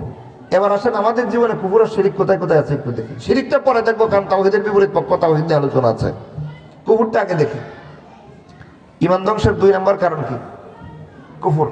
দুই নম্বর কারণ কুফর। কাকে বলে? ইসলামের কোনো বিষয়ের বিপরীত পক্ষ হওয়া, ইসলামের কোনো বিষয়ের বিরুদ্ধে দাঁড়ানো, ইসলামের কোনো বিষয়কে অবজ্ঞা করা, তাচ্ছিল্য করা, প্রত্যাখ্যান করা, এটার নাম কুফর। আসেন দেখি আমাদের জীবনে ঈমান গ্রহণ করার পরে কুফর কোথায় কোথায় আছে। সবচেয়ে ভাইরাল একটা কুফরের উদাহরণ দেই, যেটা সারা মুসলিম বিশ্ব জুড়ে দাপিয়ে বেড়াচ্ছে, সারা দুনিয়ায় আন্তর্জাতিক কুখ্যাত এক কুফর। এটা কি? এটা হলো আল্লাহর রাস্তায় জিহাদকে জঙ্গিপনা বলা। আছে না নাই? আল্লাহর রাস্তায় জিহাদ করার বিধান কোন আলেম গবেষণা করে তৈরি করেছে? কোন মুস্তাহিদ ইমাম ইজতিহাদ করে বের করেছেন? আল্লাহর রাস্তায় জিহাদ করার বিধান কে দিয়েছেন? সাত আসমান সাত জমিনের খালেক মালিক, যিনি সবকিছুর লালন পালনকারী, যিনি সেই মহান আল্লাহ, জমিন যিনি বানিয়েছেন, তিনি দিয়েছেন জিহাদের বিধান। কোথায় দিয়েছেন? কোরআনে। কোরআন কুতিবা আলাইকুমুল কিতাল ওয়া হুয়া কুরহুল লাকুম, তোমাদের উপরে আল্লাহর রাস্তায় কিতাল, সশস্ত্র জিহাদকে ফরজ সাব্যস্ত করা হয়েছে, যদিও তোমাদের কাছে সেটা পছন্দসই নয়। জিহাদের আমল অধিকাংশ মানুষের ফিতরতের সাথে যায় না, ফিতরতের বিপরীত হয়। মানুষের স্বভাবজাত ফিতরত চায় আনন্দে, আয়েশে, আরামে, শান্তিতে থাকা। আর জিহাদ বেঈমান কাফেরদের সাথে যখন করতে হয়, তখন অস্ত্র হাতে নিয়ে জীবন বাজি রেখে কষ্টের পথে পা বাড়াতে হয়। ঠিক কিনা ভাই? তাইলে স্বাভাবিক জীবনযাত্রার বিপরীতে জিহাদ। এজন্য আল্লাহ রাব্বুল আলামিন নিজে বলতেছেন যে তোমাদের উপর জিহাদকে আমি ফরজ করে দিয়েছি, যদিও তোমাদের ফিতরতি জীবনের সাথে এটা বিপরীত। তোমরা আনন্দে এসে থাকতে চাও, আর জিহাদের কাজ কষ্টের। অনেকের কাছে জিহাদের কাজ কষ্টের লাগতে পারে, কিন্তু আমি আল্লাহ তোমাদের জন্য জিহাদকে ফরজ সাব্যস্ত করে দিলাম। শব্দ এমন বলিষ্ঠ শব্দ আল্লাহ এনেছেন, যেই শব্দ সিয়ামের ব্যাপারে এনেছেন। আল্লাহ বলেন কুতিবা আলাইকুমুস সিয়াম, তোমাদের উপরে রমজান মাসের সিয়াম ফরজ করা হয়েছে। একই কুতিবা শব্দ দিয়া জিহাদ ফরজ করে আল্লাহ বলেন কুতিবা আলাইকুমুল কিতাল, তোমাদের উপর কিতাল ফরজ করা হয়েছে। কিতাল মানে জিহাদ। তাইলে জিহাদকে আল্লাহ ফরজ করলেন ওই শব্দ দিয়া, যে শব্দ দিয়ে রমজানের রোজা ফরজ করছেন। কোন কিতাবে? পবিত্র কোরআনে। এবার কুতিবা আলাইকুমুস সিয়াম বলে আল্লাহ রমজানের রোজা ফরজ করছেন, সেই রোজা অস্বীকার করলে, রোজার বিরুদ্ধ হয়ে দাঁড়ালে যেমন কুফরি হয়, আল্লাহর ফরজ করা জিহাদের বিরুদ্ধ হয়ে দাঁড়ালে, জিহাদ অস্বীকার করলে এমন কুফর হয়, যে অস্বীকার করে হে কাফের হয়। কথা বুঝাইতে পারছি তো? রমজানের রোজা যদি কেউ অস্বীকার করে, ইমানদার না কাফের? কেন? আল্লাহর দেওয়া বিধান। অনুরূপভাবে একই শব্দে আল্লাহ কুতিবা শব্দ দিয়ে আরেকটা ফরজ কোরআনে পেশ করেছেন, এটার নাম জিহাদ। সুস্পষ্ট ভাষায় বলতেছেন কুতিবা আলাইকুমুল কিতাল, তোমাদের উপরে জিহাদকে ফরজ করা হয়েছে। অনেকের মনে সূক্ষ্ম একটা প্রশ্ন উকিঝুঁকি করছে যে আল্লাহ কিতাল বলছেন, আপনি বারবার জিহাদ বলতেছেন কেন? জিহাদ ইসলামের পরিভাষিক বিধান, পারিভাষিক বিধান। জিহাদ ইসলামের একটা পরিভাষা, কিন্তু আল্লাহ এখানে জিহাদ শব্দ প্রয়োগ না করে কিতাল প্রয়োগ করেছেন। এটার পিছনে আরেক কাহিনী আছে। কারণ আজকে এসে জিহাদের অর্থ বিক্রি দিয়েছে একদল ভণ্ড। আলেম নামের শিক্ষিত শয়তান কতগুলো, আর ইহুদি খ্রিস্টানদের ডিম ফুটা বাচ্চা শিক্ষিত সাজা কতগুলো সুশীল নামের কুশিক্ষিত জানোয়ার জিহাদ শব্দের অর্থ বিগড়ে দিয়েছে। স্কুল কলেজের সিলেবাসে ধর্মশিক্ষা নামে বই ঢুকায়া সেই বইয়ের মধ্যে লেখছে জিহাদ বলতে এই যারা সশস্ত্র যুদ্ধ বোঝে এরা এরা জঙ্গি। বুঝলেন? কিন্তু জিহাদ বলতে এই যারা যুদ্ধ বুঝে সশস্ত্র জিহাদ বুঝে এরা জঙ্গি। তাহলে জিহাদ অর্থ কি? জিহাদ অর্থ হলো নফসের সাথে জিহাদ করা। এই বাটপারের দল কিতাল শব্দের অর্থ নফসের সাথে জিহাদ। এদের কান ছিঁড়ে জিজ্ঞেস করা দরকার, এই ভণ্ডের দল শয়তান, কিতাল মানে জিহাদ, কিতাল মানে নফসের জিহাদ, কিতাল মানে জবানের জিহাদ, কিতাল মানে কলমের জিহাদ, কিতাল মানে ঠ্যাঙ্গের জিহাদ, কিতাল মানে কি? কাতালা ইউকাতিলু মুকাতালাতান ওয়া কিতালান, আরবি শব্দ সুস্পষ্ট, যার ভিন্ন কোনো অর্থই হয় না। একটাই অর্থ হয়, এক পক্ষ আরেক পক্ষকে হত্যা করতে উদ্যত হওয়া, এক পক্ষ আরেক পক্ষকে অস্ত্র দিয়ে হত্যা করতে উদ্যত হওয়া, এটাকে আরবিতে বলা হয় কিতাল। একটা মাত্র শব্দের একটা মাত্র অর্থ, ভিন্ন কোনো অর্থই হয় না। ওই কিতাল শব্দ দিয়ে আল্লাহ জিহাদ ফরজ করেছেন, কারণ জিহাদ মানেই সশস্ত্র জিহাদ, ওইটা বোঝানোর জন্য। তাহলে জিহাদ মানে সশস্ত্র জিহাদ বুঝতে যদি কেউ জঙ্গি হতে হয়, এই বাটপারের দল শয়তানেরা তোর আল্লাহকে কি সাব্যস্ত করেছিস? কথা বুঝতেছেন? তাহলে জিহাদ মানেই নফসের জিহাদ, না জিহাদ মানে অস্ত্রের জিহাদ। জিহাদ মানে অস্ত্রের জিহাদ বোঝানোর জন্য আল্লাহ রাব্বুল আলামিন যেই আয়াতে জিহাদ ফরজ করছেন ওই আয়াতে জিহাদ শব্দ না এনে কিতাল শব্দ প্রয়োগ করছেন, যাতে করে কেউ সশস্ত্র যুদ্ধের কোনো অর্থ বিকৃতি করতে না পারে। ঠিক। আবার সিলেবাসে ছাত্রদেরকে পড়ায় শেখাচ্ছে জিহাদ শব্দের অর্থই যারা অস্ত্রের জিহাদ বুঝে এরা জঙ্গি। বাটপার, তোরা আল্লাহর বিরুদ্ধে বিদ্রোহ করেছিস, কারণ জিহাদ মানে কিতাল আল্লাহ নিজে নাজিল করেছেন। সুতরাং জিহাদ অর্থ, জিহাদ শব্দ শুনলেই সশস্ত্র জিহাদ বুঝলে যদি কেউ জঙ্গি হয় তো আল্লাহর জঙ্গি বানিয়ে দিছিস। ঠিক কিনা ভাই? এই বন্যামি করছে, আবার তারা নাকি বিশুদ্ধ ইসলাম শিক্ষা দিচ্ছে। স্কুল কলেজ ভার্সিটিতে ইসলামের শিক্ষা নামে যা রয়েছে যে বিকৃতি আর তাহরিফাত ছাড়া আর কিছু না। ওইদিকে যাবো না, মূল কথায় যে সময় শেষ। এবার দেখেন তাহলে জিহাদ কার নাজিল করা বিধান? আল্লাহর নাজিল করা বিধান। সাগর দিয়ে বাইসে আসছে, হাওয়ায় উড়াল দিয়ে আসছে, মাটি ভাইটা কোথা থেকে আসছে? সাত আসমানের উপর থেকে লাওহে মাহফুজ থেকে আল্লাহ রাব্বুল আলামিন সর্বশেষ চূড়ান্ত চিরসত্য বিশ্ব কিতাব কোরআনে ওহী করে নাজিল করেছেন। সুতরাং জিহাদ যে আল্লাহ নাজিল করা বিধান মতো মানবে সে মুমিন, জিহাদকে যারা জঙ্গিপনা বলে প্রত্যাখ্যান করবে এরা কাফের, কোনো সন্দেহ নাই। এরকম কাফের বর্তমান জামানায় আছে না নাই?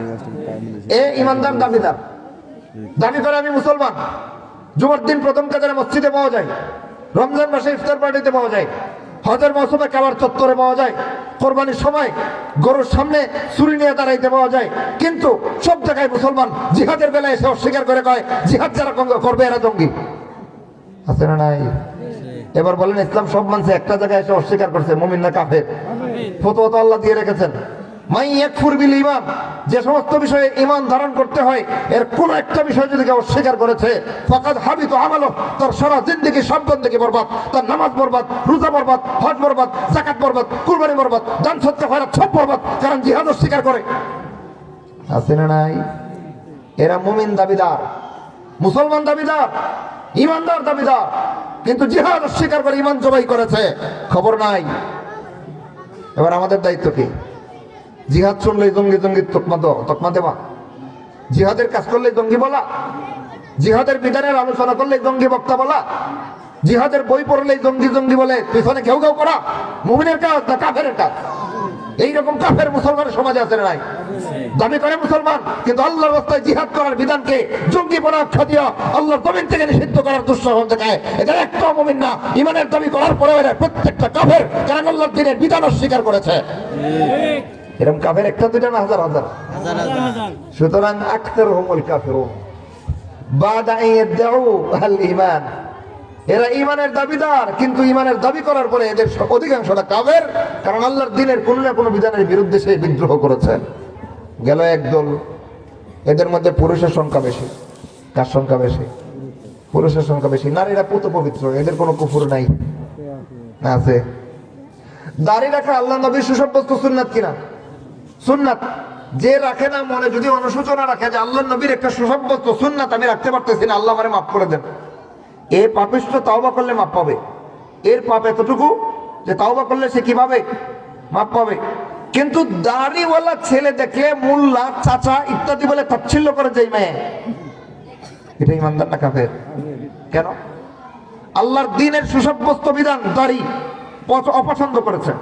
ইসলামের কোন বিধানকে কেউ যদি অপছন্দ করে, অবজ্ঞা করে, তাচ্ছিল্য করে, এর বিরুদ্ধে অবস্থান নেয়, সাথে সাথে কাফের হয়ে যায়। আমাদের সমাজে স্কুল কলেজ ভার্সিটি পড়ুয়া প্রত্যেকটা ছেলে মেয়ে, বিশেষ করে ছেলেরা ক্লিন শেভের থুতনি নিয়ে পড়ে, আর ওইখানকার পড়ুয়া মেয়েরা ক্লিন শেভের থুতনি দেখতে দেখতে দাড়ির উপর একটা ঘৃণা এসে থাকে। যেদিন দাড়ির প্রতি ঘৃণাটা প্রকাশ করবে, ওই দিন সে চিরস্থায়ী জাহান্নামী কাফের হয়ে যাবে, কারণ দাড়ি ইসলামের বিধান। কেউ রাখতে পারে না তার ওজন, আল্লাহর কাছে নিজেকে অপরাধী মনে করে, তাওবা করলে মাপ আছে। কিন্তু দাড়ি কেটে ফেলে আর বলে আবর্জনা রাখবো না, সাথে সাথে কাফের, কারণ সুন্নতকে আবর্জনা বলেছে। একজন ছেলে দাড়ি রেখেছে, একটা মেয়ে যদি অপছন্দ করে বলে তোমার এই চাচামার্কার দাড়ি কতগুলো, এগুলো কাটো, সাথে সাথে কাফের, কারণ আল্লাহর নবীর সুসম্পন্ন সুন্নাহ দাড়িকে সে অবজ্ঞা করেছে। তাহলে মেয়েদের মধ্যে এই কুফর আছে না নাই? আরো আছে মেয়েদের মধ্যে। পর্দার বিধান কে দিয়েছেন? আল্লাহ দিয়েছেন। এবার সৌন্দর্য যা পরপুরুষের দেখাইতে পারে ততই তৃপ্তিবোধ করে, আছে না নাই এমন মেয়েরা? এখন এরকম আলট্রা মডার্ন কোন বেপর্দা মেয়েরা আপনি বলে দিলেন যে পর্দা পালন করা ফরজ, তুমি তোমার সৌন্দর্য দেখিয়ে হাজার হাজার যুবকদেরকে তুমি গুনাহগার বানাচ্ছ, পর্দায় এসো হে মুমিন নারী, সাথে সাথে বলে দিল মোল্লাগিরি জামানায় চলে না, আছে না নাই? পর্দার বিধানকে মোল্লাগিরি বলে কটাক্ষ করলে ঈমান না কুফর? যে করছে একই। মেয়েদের মধ্যে কাফের আছে না নাই? ঈমান আনার পরেও কাফের কেন? কারণ ঈমান বুঝে আনছে। হ্যাঁ, যদি বুঝতো যে আল্লাহর দ্বীনের কোন একটা বিধানের প্রতি সামান্য অনাস্থা জানানোর সাথে সাথে আমার ঈমান জবাই হয়ে যাবে, জান্নাত থেকে আমার নাম কাটা যাবে, চিরস্থায়ী জাহান্নাম ঠিকানা হয়ে যাবে, ফাঁসির দড়িতে লটকে যদি মারা যেত, গুলি খেয়ে যদি মারা যেত, তবুও কুফর করতো না। কিন্তু ঈমান কি আনছে নিজেও বুঝে না, বুঝতেছেন নি কথা? এজন্য একদিক দিয়ে ঈমানের দাবি করে, আর একদিক দিয়ে কুফর করে। ঠিক হুবহু একই দৃষ্টান্ত কুফর, শিরিক, তাওহীদ আর শিরিকের বেলায় দাবি করে আমি এক আল্লাহয় বিশ্বাসী, দাবি করে আমি এক আল্লাহয় বিশ্বাসী, কিন্তু কাজে কর্মে আকীদায় বিশ্বাসী, আমলে এমন কিছু করে বসে যে এক আল্লাহর বিশ্বাসের সাথে মুখোমুখি সাংঘর্ষিক হয়ে দাঁড়ায়। এমন মুখোমুখি সাংঘর্ষিক শিরিক আমাদের সমাজে মুসলমানদের দ্বারা আছে না নাই? আছে। যে বলছেন এটা অনেকের কাছে উদাহরণ কিন্তু জানা নাই, আমি বলে দিই শুনেন। আল্লাহ রাব্বুল আলামিন একক লা শরীক, এই কথা সাক্ষী দেওয়ার পরে শুধু মুখস্থ করলেই জান্নাত না, বোঝা লাগে, বোঝা লাগে। এবার বুঝতে গেলে আসেন তাওহীদের কালামাটাকে একটু বোঝার চেষ্টা করি। পাঁচটা ক্ষেত্রে আল্লাহকে, অন্তত গুরুত্বপূর্ণ পাঁচটা ক্ষেত্রে আল্লাহকে একক লা শরীক, এটা আপনাকে বিশ্বাস করতেই হবে। এই পাঁচটা ক্ষেত্রের কোন জায়গায় যদি আল্লাহর সাথে কাউকে অংশীদার বানাইছেন, সাথে সাথে মুশরিক হয়ে চিরস্থায়ী জাহান্নামে হবেন। কয়টা ক্ষেত্র? পাঁচটা ক্ষেত্র। প্রথম ক্ষেত্র লা ইলাহা ইল্লাল্লাহ, আই লা রাব্বা ইল্লাল্লাহ, আল্লাহ ছাড়া কোনো ইলাহ নাই। এই কালামার প্রথম ব্যাখ্যা, আল্লাহ ছাড়া কোনো রব নাই। রব মানে যিনি জীবনদাতা, মৃত্যুদাতা, রিজিকদাতা, সন্তানদাতা, রৌদ্রদাতা, বৃষ্টিদাতা। রবকে, যিনি জীবন দেন, যিনি মৃত্যু দেন, যিনি রিজিক দেন, যিনি সন্তান দেন, যিনি রৌদ্র দেন, যিনি বৃষ্টি দেন, তিনি কে? তিনি মহান রব্বুল আলামিন। ওই সমস্ত ক্ষেত্রে যদি আল্লাহর সাথে কাউকে শরীক করে, মুমিন থাকে না মুশরিক হয়? আমাদের সমাজে নাই। চোখে আঙ্গুল দিয়ে দেখায় দেয়, চোখে আঙ্গুল দিয়ে দেখায় দেয়, নিজেকে তাওহীদপন্থী দাবি করে আমি এক আল্লাহয় বিশ্বাসী, কিন্তু কাজে কর্মে হাজারটা শিরিক করে, সারা জীবন শিরিক করে, টের পায় না শিরিক করার কারণে তার তাওহীদে জবাই হয়ে আছে। কেমনে? সন্তান দেওয়ার মালিকানা কার? আল্লাহ আমাদের সারা পৃথিবীর লালন পালন করতে হয়, লালন পালনের দায়িত্ব, রুবুবিয়তের দায়িত্ব পালন করতে গিয়ে তিনি যা করেন এর মধ্যে একটা হচ্ছে সন্তান দেওয়া। সন্তান কে দেন? এবার মাজারের বাবার কাছে গিয়ে সন্তান চাই, এমন নামদারি তাওহীদপন্থী আছে না নাই? কয় আমি এক আল্লাহয় বিশ্বাসী, এবার মাজারের বাবার কাছে গিয়ে সন্তান চাই। এবার বলেন সন্তান দেওয়ার মালিকানায় আল্লাহকে একক লা শরীক মানলো না শরীকদার বানাইলো? আল্লাহর সাথে শরীকদার বানাইলে কি হয়? মুশরিক হয়। মুশরিক হয়েছে তো। দাবি করে আমি এক আল্লাহয় বিশ্বাসী, তার এক আল্লাহর বিশ্বাস, তার লা ইলাহা ইল্লাল্লাহ মুখস্থ বলি, তার বাস্তবতার সাথে মিলছে না? করবে। এবার আসলে আল্লাহর কাছে সে জান্নাতি তাওহীদপন্থী না মুশরিক? খবর আছে? খবর নাই তো। আরেক দল গিয়ে মাজারে সেজদা দিচ্ছে, ইবাদত পাওয়ার একচ্ছত্র মালিকানা আল্লাহর, ইবাদত পাওয়ার মালিকানা কার? এটা তাওহীদের 2 নম্বর ব্যাখ্যা। লা ইলাহা ইল্লাল্লাহ, আই লা মা'বুদা ইল্লাল্লাহ, আল্লাহ ছাড়া ইবাদত পাওয়ার মালিকানা কারো নাই। ইবাদত একমাত্র আল্লাহর পাওনা। ইবাদত সেজদা দিলে, আল্লাহকে সেজদা দিলে ইবাদত হয়, গায়রুল্লাহকে সেজদা দিলে শিরক হয়। আল্লাহকে রুকু করলে ইবাদত হয়, আল্লাহ ছাড়া ভিন্ন কোথাও রুকু দিলে শিরক হয়। আল্লাহর সামনে মাথা নত করলে ইবাদত হয়, আল্লাহ ছাড়া কারো সামনে মাথা নত করলে শিরক হয়। আমাদের সমাজে এই ভিআইপি শিরক আছে না নাই? আছে তো? ওই অলবর্তনের শিরিক, কাঙ্গালীদের শিরিক, অশিক্ষিতদের শিরিক, মাজারে সেজদা দেওয়া, এটা যেমন বিদ্যমান আছে, ভিআইপি শিক্ষিত নামধারী কুশিক্ষিত জানোয়ারদের লেটেস্ট আপডেট ভার্সনের শিরিক আমাদের সমাজে আছে। বলবেন এটা আবার কোনটা? কবরে সেজদা দেওয়া শিরিক তো জানি। আচ্ছা, তাইলে এই ফায়সালার আগে ক্লিয়ার হওয়া দরকার। যারা বলে আমি এক আল্লাহ বিশ্বাসী, আমি লা ইলাহা ইল্লাল্লাহ সাক্ষী দেই, ও যখন মাজারে সেজদা দেয় তখন তার লা ইলাহা ইল্লাল্লাহ ঠিক আছে না নষ্ট হয়ে গেছে? এর খবর আছে? খবর নাই, কারণ কালেমা মুখস্থ করছে, বুঝে পড়ে নাই, মুখস্থ করছে, ঠিক কিনা ভাই? অনুরূপ ভাবে আরেক দল, এরা মাজারে সেজদা দেয় না, এরা মাজারে যায় না, তবে হ্যাঁ আরেক জায়গায় যায়, গিয়া বছরের বিশেষ কোনো একটা দিনে ফুলের তোড়া দিয়া অনবত গোলামের মতো হাতটা এমনি ধইরা মাথাটা এমনি না তো করে 1 মিনিট নীরবতা পালন করে মাথা জোগায়া। আছে না নাই? কোথায়? শহীদ মিনার না, শহীদ না মিনার, ওই ব্যাখ্যায় যাব না। যে জায়গায় গিয়া ফুলের তুরা দিয়া অনবত দাসের মতো হাতটা এখানে বাইন্দা শয়তানের কেল্লাবাঙ্গা ঠ্যাং 5টা খাম্বার সামনে মাথা নত করে দাঁড়াইছে, ওই 5টা খাম্বার পূজা করেছে, এখানে না আছে শহীদ, নাই শয়তানের ঠ্যাঙ্গের নাম মিনার হয়েছে।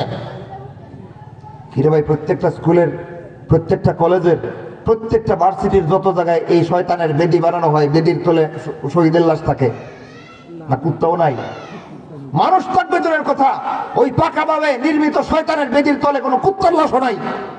তাহলে শহীদ কোথা থেকে আসলো এখানে? শহীদ কোথা থেকে আসলো এখানে? কোন শহীদ দূরের কথা, মানুষ দূরের কথা, কোন কুত্তার লাশ এখানে নাই। ওইখানে যে ফুলের তোড়া দিচ্ছে, আক্কেল কি গাছে ধরে? মুসলমানে তো বোকা কেমনে হয়? মুসলমানে তো গন্ডমূর্খ কেমনে হয়? পাকা করা বেদির উপরে শহীদের নাম দিয়ে ফুল দেয়, এই ফুল না শহীদ দেখে না শহীদের উপরে পড়ে। আবার নাম দিছে মিনার। কি নাম দিছে ভাই? মিনার। ইসলামের জন্মের 1500 বছরের ইতিহাসে বাইতুল্লাহ চত্বরে মসজিদে হারাম বিদ্যমান রয়েছে, মসজিদে নববীর চতুর্পাশে অসংখ্য মিনার বিদ্যমান রয়েছে, আছে না নাই? সেই বাইতুল্লাহর মসজিদে হারাম থেকে নিয়ে মসজিদে নববী থেকে নিয়ে সারা বিশ্বের প্রতিটি মুসলিম প্রান্তরে 1500 বছর যাবত যত মসজিদ নির্মিত হয়েছে, প্রত্যেকটা মসজিদের পাশে আজানের আওয়াজ দূরে পৌঁছানোর জন্য যত মিনার বানানো হয়েছে, কোন মিনারটার কেল্লা ভাঙ্গা এমনি ছিল?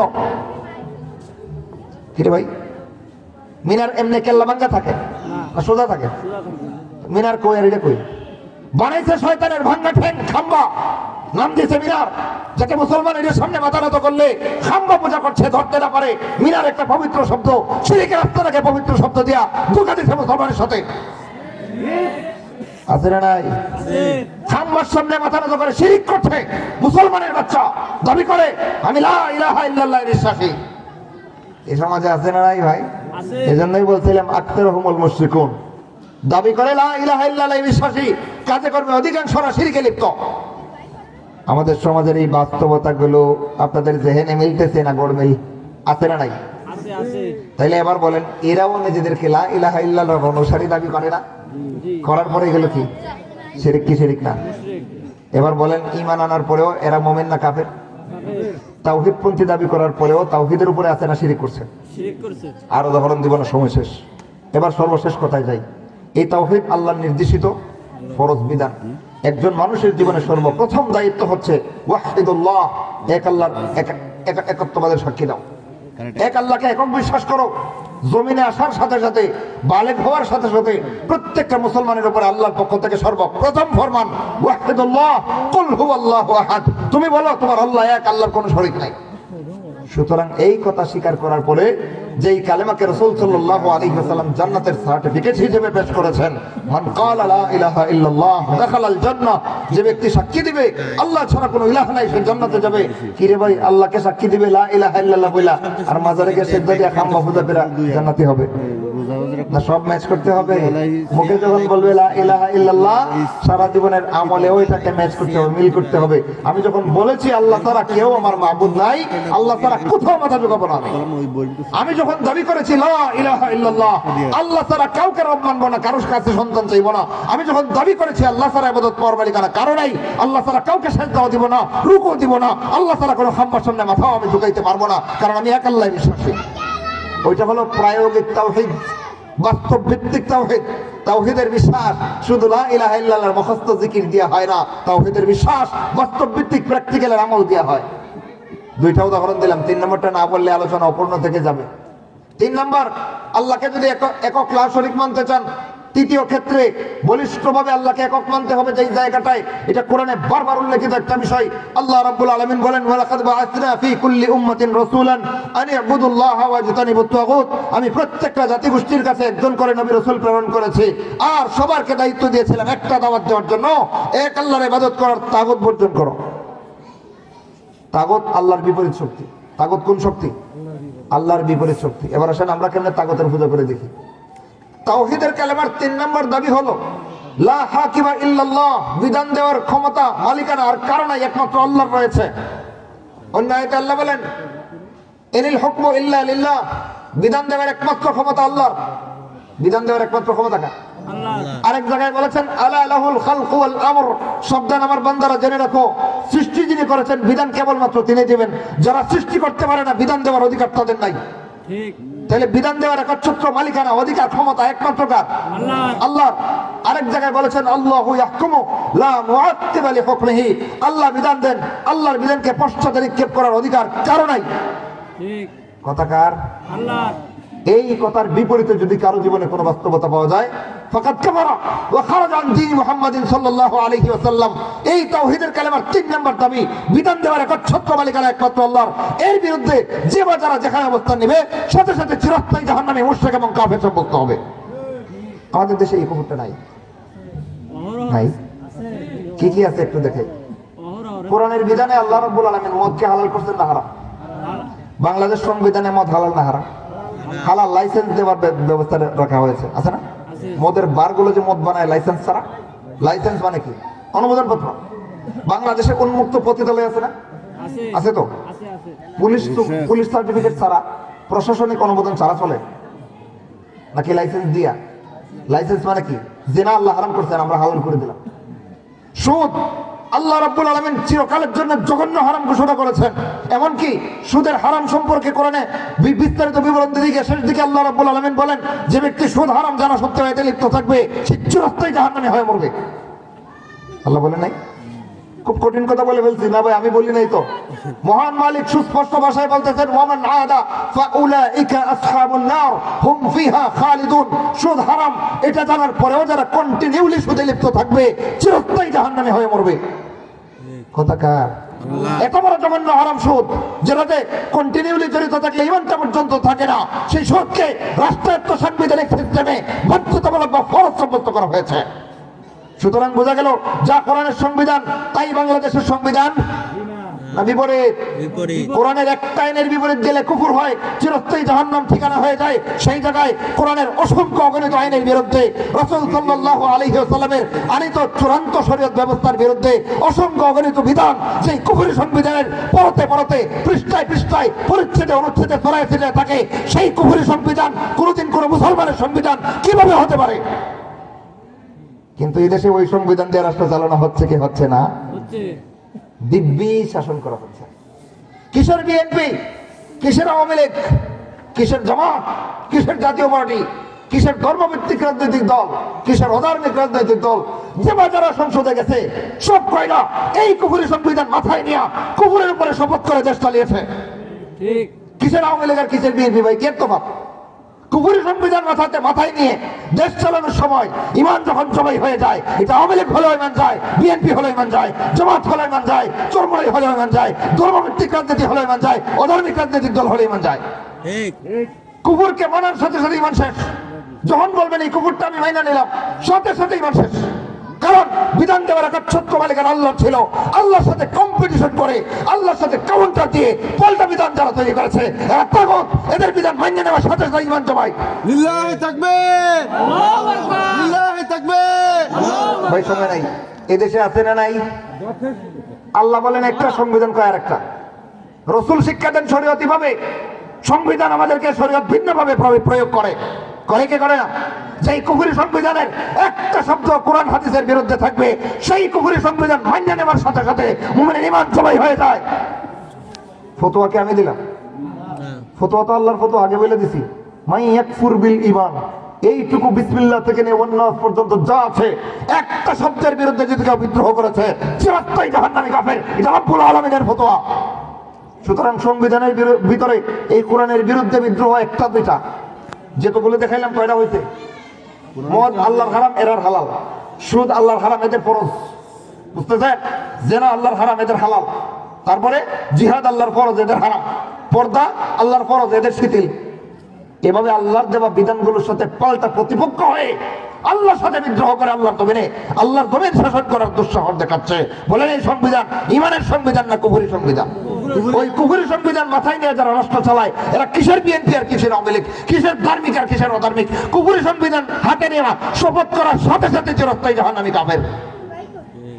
এদেশে আছে না নাই? বিধান দেওয়ার মালিকানা কোরআন কাকে ঘোষণা করেছে? আল্লাহর বিরুদ্ধে যারা নতুন নতুন বিধান বানায় এরা বিধান দেওয়ার মালিকানায় আল্লাহকে একক মানছে না, আল্লাহর সাথে নিজের শরীক করছে।